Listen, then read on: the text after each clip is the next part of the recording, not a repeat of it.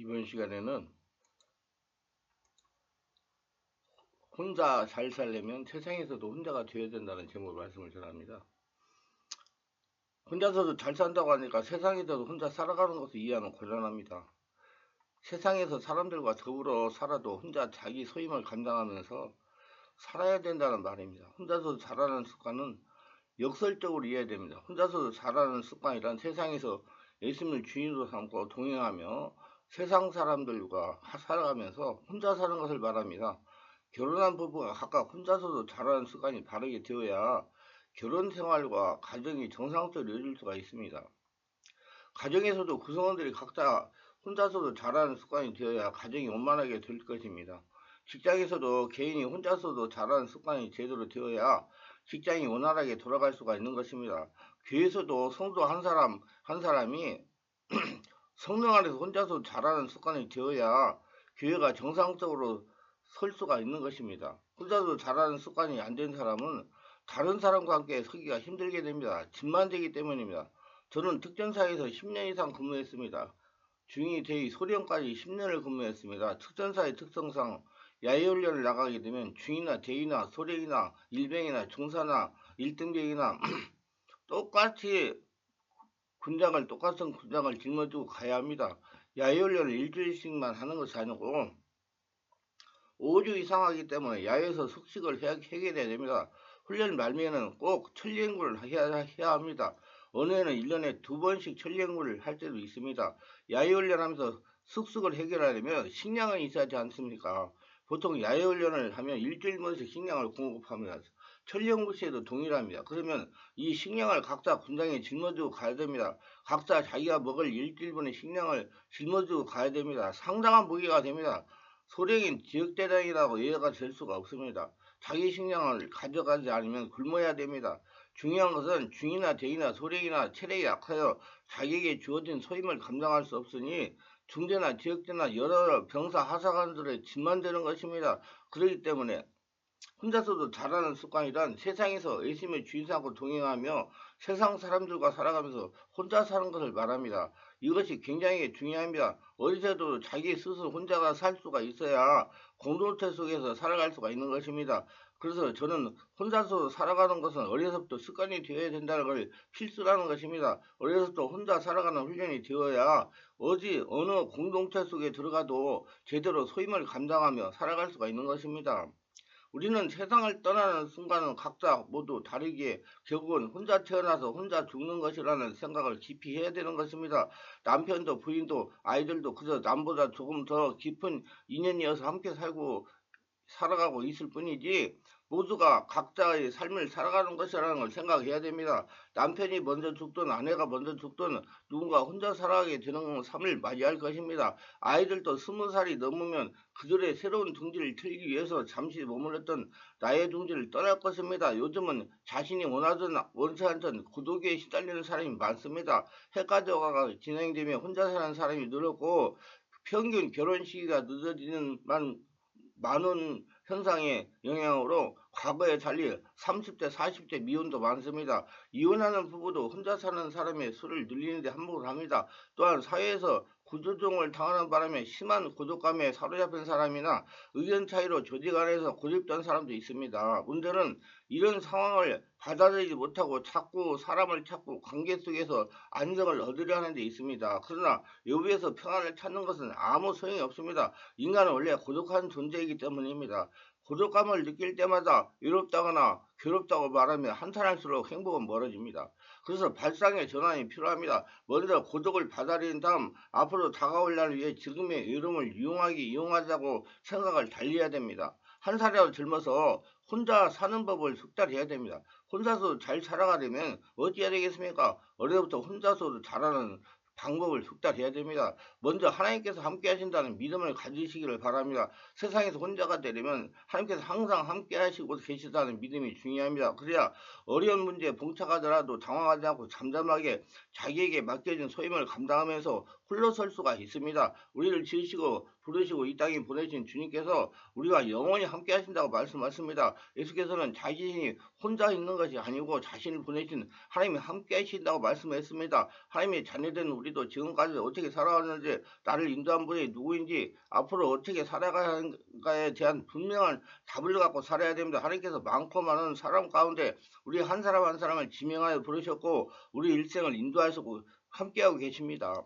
하나님께서는 예수를 믿는 우리들을 홀로 내버려 두지 않으시며 언제나 사랑으로 돌보십니다. 군중 속에서 고독이라는 말이 있듯이 사람의 홍수 속에서도 살아도 마음 한편으로는 늘 외롭고 쓸쓸합니다. 그리고 때로는 우리 고난 중에 목이 말라 시냇물을 찾아 헤매는 사슴같이 주님께 부르짖을 때가 있습니다. 주님께 부르짖을 그때 주님께서 우리 마음을 위로해 주십니다. 그러므로 우리는 혼자가 아닙니다. 어떤 어려운 상황에도 주님께서 우리와 함께 하시며 홀로 외롭게 두지 않으시며 영원히 함께 하십니다. 믿음을 가지시길 바랍니다.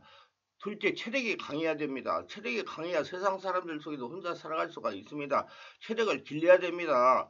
혼자 되어 건강한 삶을 살기 위해서는 충분한 체력이 필수적입니다. 체력이 풍부하면 일상생활에서 더 많은 활동을 하고 스트레스에 더 잘 대처할 수가 있습니다. 또한 체력이 향상되면 신체 기능도 개선되어 만성 질병의 발병 위험이 줄어들 수가 있습니다. 공공기관에서 불철주야로 근무하는 공무원들은 묵무견비를 겸비를 해야 되는 직업 특성상 더욱더 중요합니다. 사실 직업 여부를 떠나 그냥 살아가는 데 있어서 체력은 중요합니다. 몇 시간 앉아 있다가 디스크에 걸리거나 육체 노동하다가 골병에 들거나 하는 대부분의 것도 유전적인 문제가 아닌 이상한 직무에 비해 체력이 안 따라줘서 생기게 됩니다. 특히 남녀를 떠나 경제력이 좋을수록 대부분 체력이 좋은 경우가 많습니다. 경제력이 좋다는 것은 그 사람이 종사하고 있는 일이 그만큼 힘들거나 위험하거나 책임이 무거운 직업이기 때문이고, 이런 직업은 보통 평균 이상의 체력을 요구하기 때문이라 체력을 길러야 됩니다. 체력이 약하면 건강에도 이상이 생깁니다. 근육통도 생길 수가 있습니다. 관절염도 생길 수가 있습니다. 디스크도 생길 수가 있습니다. 면역력이 약해서 감기도 잘 걸릴 수가 있습니다. 체력이 강해야 세상 속에서도 혼자 살 수가 있습니다. 세 번째, 혼자라는 생각으로 매사를 처리하라는 겁니다. 혼자라는 생각을 가져야 어려운 일이 당해도 당황하지 않고 잠잠하게 함께 기도하여 지혜를 받아 일을 처리할 수가 있습니다. 하나님은 아브라함, 이삭, 야곱, 요셉, 모세, 다윗 등 모두 광야로 불러내가지고 훈련한 이유를 혼자이기 때문에 하나님께 기도하여 하나님의 지혜를 받아 살아가는 사람이 될 수가 있기 때문입니다. 넷째, 다른 사람에게 의존하는 생각을 탈피하라는 겁니다. 의존성을 버리지 않는 한 세상에서 혼자서 잘 살 수가 없습니다.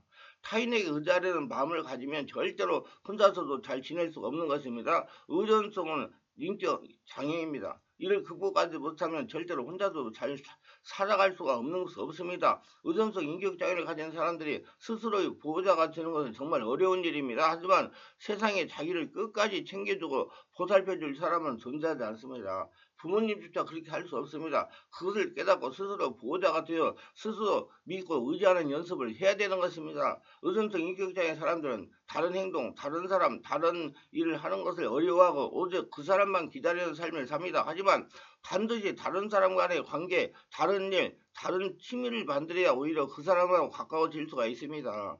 혼자서 극복이 안 될 경우에 반드시 의사와 상담을 통해 극복해야 됩니다. 감기가 걸리면 병원을 찾듯이 병원에 가는 것을 두려워하지 않고 전문가와 함께 치료 방법을 찾아야 됩니다. 영적 정신적인 문제라고 그러면 교회에 영적 정신적 문제를 전문하는 목회자를 찾아서 치료를 해야 됩니다. 힘들겠지만 노력해 그 순간을 이겨내면 지금과는 다른 운명 세계를 살 수가 있는 것입니다. 다섯 번째, 맡은 분야의 책임의식을 가져라는 겁니다.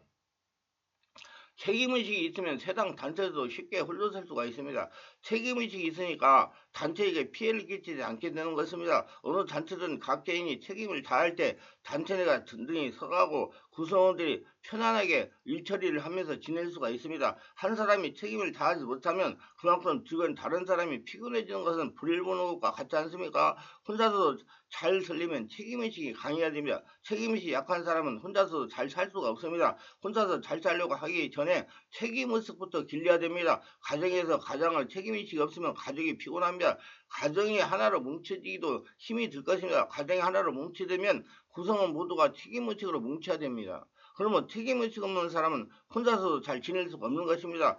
과욕을 피하라는 거 욕심이 뭘까요? 곰곰이 생각해야 됩니다. 남의 걸 뺏는 것만 욕심이라고 생각하니까 모두 자기는 욕심이 없다고 생각하는 것 같습니다. 그런 누가 봐도 욕심을 부리지 않으면 욕을 피하겠지만은 마음의 자유를 찾기는 부족합니다. 욕심은 좋다 나쁘다의 문제가 아니라 괴로움의 원인이 되는 착각입니다.